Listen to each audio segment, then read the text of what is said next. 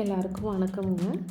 இந்த வீடியோவில் ஒரு புதிய லஞ்ச் பாக்ஸ் ரெசிபி நான் ட்ரை பண்ணியிருக்கேன். வாங்க வீடியோக்குள்ளே போகலாம். கலர் பார்த்து கண்டுபிடிச்சிட்டிங்களா? ஆமாங்க, கொத்தமல்லி சாதம் செஞ்சு காட்ட போகிறேங்க.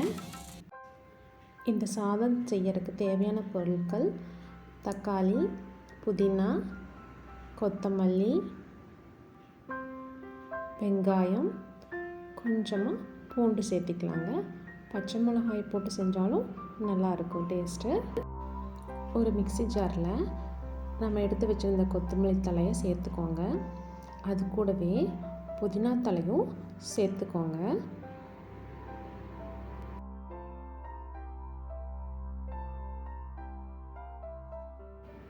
இது கூடவே தக்காளி சேர்த்துக்கோங்க. கொஞ்சமாக அரைச்சிக்கோங்க. அப்புறம் கொஞ்சமாக தண்ணி சேர்த்தும் அரைச்சிக்கலாம். பச்சை மிளகாய் வேணுன்னா இந்த ஸ்டேஜில் நீங்கள் ஆட் பண்ணிக்கலாம். பட் நான் ஆட் பண்ணல. இது மாதிரி ஒரு ஃபைன் பேஸ்ட்டாக அரைச்சி எடுத்துக்கோங்க. இப்போ இந்த சாதம் செய்ய ஆரம்பிக்கலாங்க. அதுக்கு ஒரு கடாயில் கொஞ்சமாக எண்ணெய் சேர்த்துக்கோங்க. நான் இன்றைக்கி தேங்காய் எண்ணெய் சேர்த்துருக்கேங்க.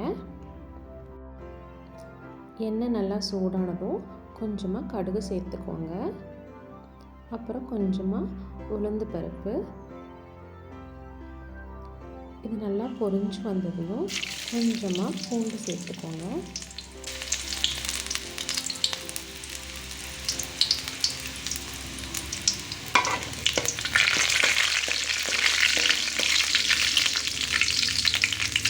பூண்டு கொஞ்ச நேரம் நல்லா வதங்கினதும் இப்போ நம்ம வெங்காயம் சேர்த்துக்கிறோங்க.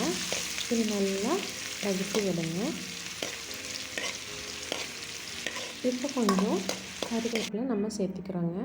இதையும் நல்லா சேர்த்து நல்லா வதக்கி விடுங்க.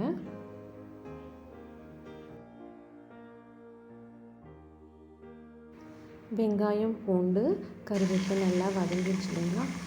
இந்த ஸ்டேஜில் நம்ம கொஞ்சம் அரைச்சி வச்ச விழுதை இது கூட சேர்த்துக்கோங்க. அப்படியே கொஞ்சமாக தண்ணியை ஆட் பண்ணிக்கோங்க.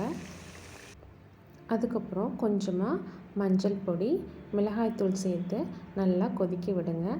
பச்சை மிளகாய் சேர்த்துருந்தீங்க அப்படின்னா இந்த மிளகாய்த்தூளை இந்த ஸ்டேஜில் நம்ம அவாய்ட் பண்ணிடலாம்.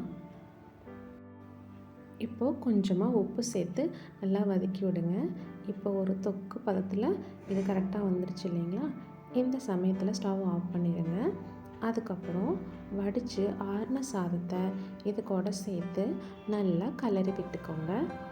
இப்போது அருமையான கொத்தமல்லி சாதம் தயார். இந்த காணொளியை பார்த்த அனைவருக்கும் என்னுடைய நன்றி. மீண்டும் சந்திப்போம்.